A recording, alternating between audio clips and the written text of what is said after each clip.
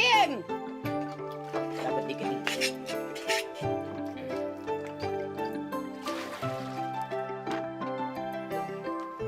Tambah lagi kerjaan gua. Satu hari nyuci kambing aja mandiin 3 kali. Sekarang tambah nyuci motor. Apa? Grundelan aja.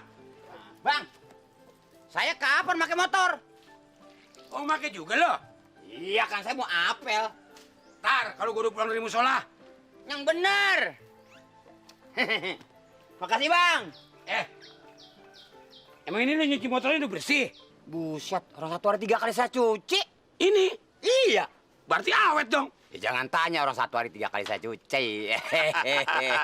Kayak demenan sama gue lo. Kalau begitu sekarang gini.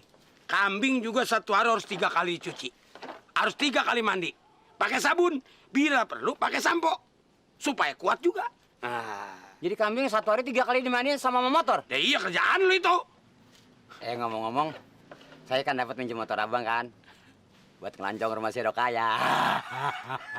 Rokayanya belum tentu demen sama lo. Alah, bisa anak abang itu mah.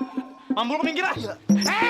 Ini motor lu bawa kemana? Gue mau pakai. Enak aja, nggak bisa. Ini motor mau beli buat Alek. Emang nggak beliin apa? Ntar lo, gue pulang dari musola baru lo. Nggak bisa mau ke rumah temen ah.